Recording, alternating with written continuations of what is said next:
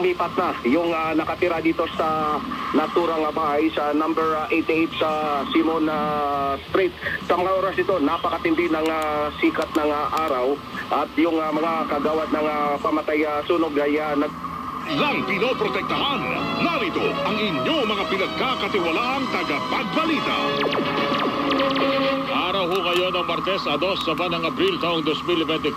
Magandang umaga, Luzon, Visayas at Mindanao. Ako po Sean Inocencio, ating 12 years old na may kakaibang cancer na tumupang matanda nga daw, Ate B. Yung sakit ng bata. Pero nandun. At hindi na ako aalis.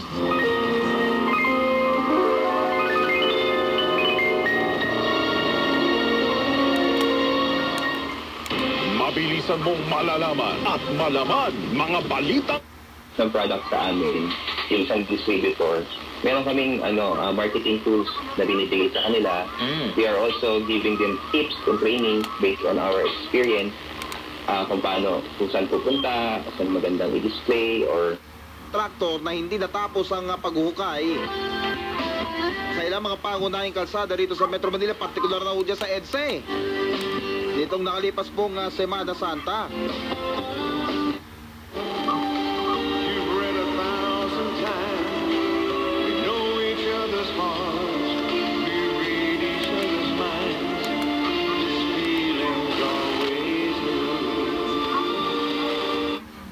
Kaya may subo pa sa bibig. So, kung ano pa man, nagtatanong lang ho tayo sapagkat sa mga ganyang pagkakataon, talagang dapat ang naririnig ay yung kinatawan mismo ng ating bansa. Naalala ko, second son, at age 26, naging ABP na. Our third child, only daughter namin, maganda nila ng position sa isa sa mga best company in the world. And then yung youngest now is ito ay inihatid sa inyo ng PhilHealth para sa bawat Filipino. Ang balitang ito ay inihatid sa inyo ng Technogas Technique Kitchen Appliances. Technogas Technique is available in appliance stores nationwide. Furnish your kitchen with Technogas Technique Appliance. Nais ko naming i-congratulate muna ang DPWH dahil kung di ko kayo umalalay dito, malamang kutakot-takot na sabi nga, disgrasya pa, abutin ng ating mga motorista, no? At isa pa, sabi nga, for you to uncover, sweetheart. Find what truly makes you happy. Take care of your heart. One act of kindness a day.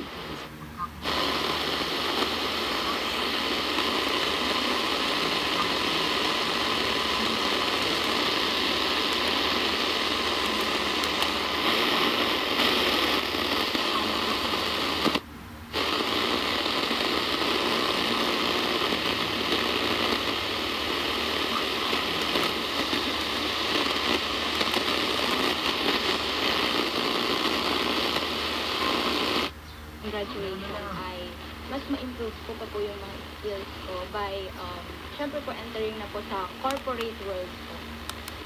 Ayun. Teka muna, paano na lang yun? Kasi may mga pagkakataon.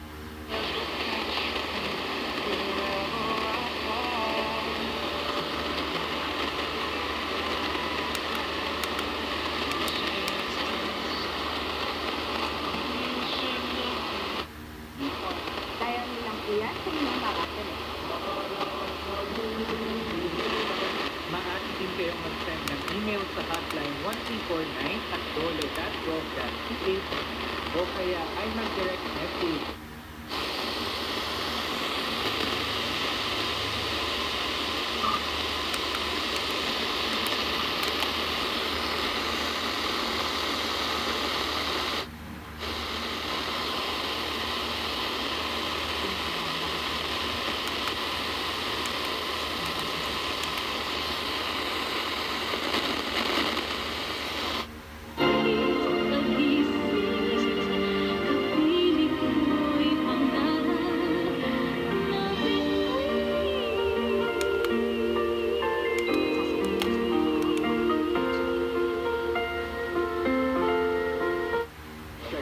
tubo kung may tagas at ipaayos agad kung mayroon.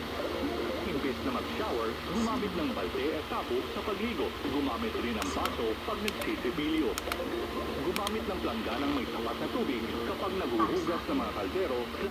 Hintay sa kanya para po sa June 8. Dalangin po namin na nawa po'y makapasa na po siya at magkaroon na po kami ng bagong dentistang prayer partner, Panginoon. At dalangin din po namin, O Lord, na itaas sa panalangin ng kanya pong anak. To serve and tech, ito pa rin ang paunahing mandato ng Pangulo sa Philippine National Police kahit magbago ang pamutuan nito. Sa retirement at church of command ceremony kahapon sa Camp Grande, inimak si Pangulo Ferdinand Marcos.